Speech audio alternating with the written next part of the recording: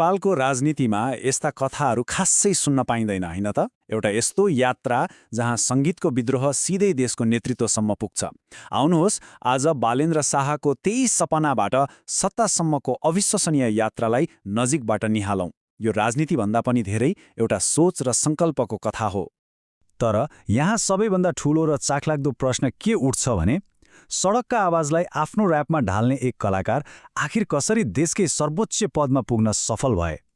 सुन्दा असम्भव जस्तो लाग्छ, तर हो, यही प्रश्नको उत्तरमा नै उनको सफलताको पूरै रहस्य लुकेको छ।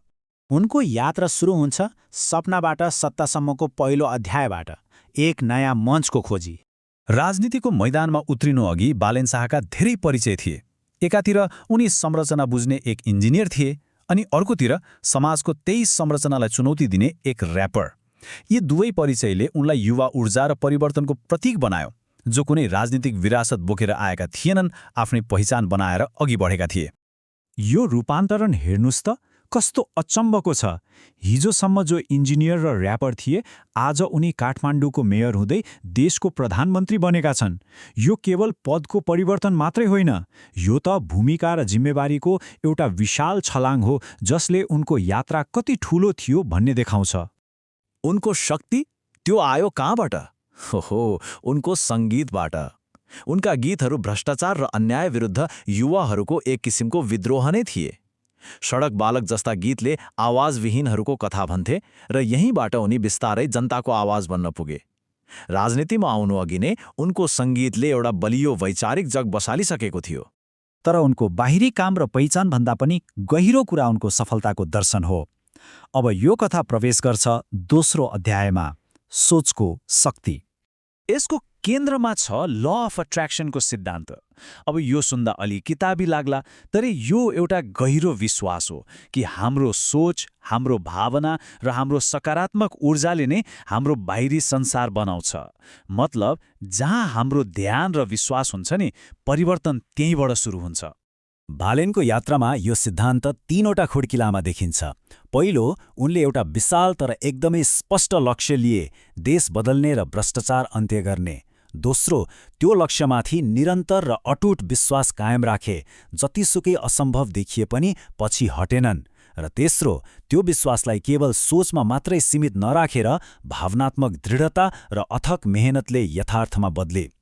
यसबाट निस्कने सूत्र त झनै सरल छ, तर एकदमै शक्तिशाली। सोच र कामको मिलनले नै वास्तविकताको जन्म दिन्छ।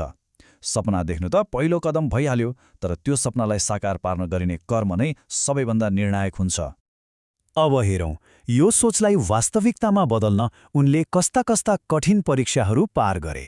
यात्राको तेस्रो अध्याय, राजनीतिको मैदान। उनको राजनीतिक उदय त कुनै आँधीबेहरी भन्दा कम थिएन।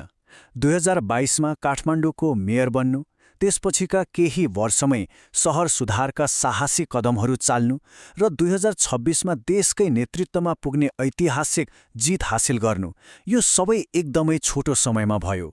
मेयर हुँदा उनले खालि कुरा मात्रै गरेनन्, काम गरेरै देखाए।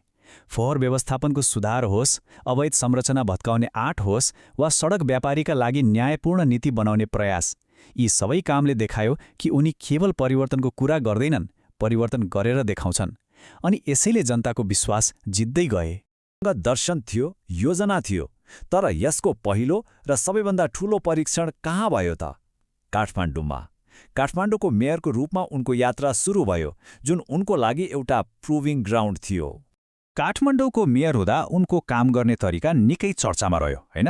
वर्षौंदेखि नउठेको फोहोरको समस्या होस् वा ठूला ठूला मानिसहरूले बनाएका अवैध संरचनामा डोजर चलाउने निर्णय, उनले एकदमै साहसिक कदमहरू चाले। यिनै कामले उनलाई गफ मात्र होइन, काम पनि गर्ने नेताको रूपमा स्थापित गर्यो र जनताको विश्वासको आधार बनायो। र यही विश्वासले उनलाई त्यो क्षणसम्म पुर्यायो जसले नेपालको राजनीतिलाई नै हल्लाइदियो। 2082को आम चुनावमा उनको त्यो ऐतिहासिक जित, यो कुनै सामान्य चुनावी प्रतिस्पर्धा थिएन। यो त एक किसिमले डेभिड भर्सेस गोलियाथको लडाईँ जस्तै थियो। झापा 5मा एकातिर थिए बालेन शाह र अर्कोतिर थिए देशका पूर्व प्रधानमन्त्री र सबैभन्दा शक्तिशाली नेताहरूमध्ये एक केपी शर्मा ओली। यो नयाँ र पुरानो शक्तिको सीधा टक्कर थियो। धेरैले सोचेका थिए यो त असम्भव छ। चुनौती साँच्चीकै पहाड जत्रो थियो, तर नतिजाले सबैलाई चकित पारिदियो। आखिर के थियो त त्यो नतिजा? नतिजाले सबै अनुमानहरूलाई गलत साबित गरिदियो। यो जित मात्र थिएन, यो त एकतर्फी विजय थियो। बालेन शाहले झापा 5मा लगभग 50,000 मतको विशाल र ऐतिहासिक अन्तरले चुनाव जिते। यो जितले नेपालको राजनीतिमा एउटा शक्तिशाली भूकम्प नै ल्याइदियो। हेर्नुहोस्, उनको यो व्यक्तिगत जित एउटा धेरै ठूलो राजनीतिक परिवर्तनको सङ्केत मात्र थियो। यो देशभरि भइरहेको एउटा पुस्तान्तरणको सबैभन्दा बलियो प्रमाण थियो। र त्यसपछि आयो त्यो क्षण जसले नेपालको राजनीतिको स्थापित समीकरणलाई नै हल्लाइदियो। उनले कुनै सामान्य प्रतिस्पर्धीलाई हराएका होइनन्, एक पूर्व प्रधानमन्त्रीलाई इतिहासकै सबैभन्दा फराकिलो मत अन्तरले पराजित गरे। यो तर कथा यहाँ सकिँदैन। यो त केवल एकजनाको जित थिएन, यसले पुरै देशमा एउटा नयाँ लहर नै ल्यायो। चौथो अध्याय, परिवर्तनको लहर। उनको उदयको प्रभाव संसदमा स्पष्ट देखिन्छ। आज देशको संसदमा 43% सदस्य 40 वर्षभन्दा कम उमेरका छन्। यो कुनै संयोग होइन, यो बालेनले जगाएको युवा लहर हो, जसले राजनीतिमा नयाँ पुस्ताको आगमनलाई सम्भव बनायो। उनको यो यात्राको चर्चा नेपालको सिमाना नाघेर अन्तर्राष्ट्रिय स्तरमा पनि पुग्यो। विश्वकै प्रतिष्ठित टाइम म्यागजिनले उनलाई विश्वका 100 उदीयमान नेताको सूचीमा राख्नुले के प्रमाणित गर्छ भने यो केवल नेपालको लागि मात्र होइन, विश्वकै लागि एउटा अद्वितीय र प्रेरणादायी राजनीतिक परिघटना थियो। त्यसो भए यो पुरै कथाको सार के हो त?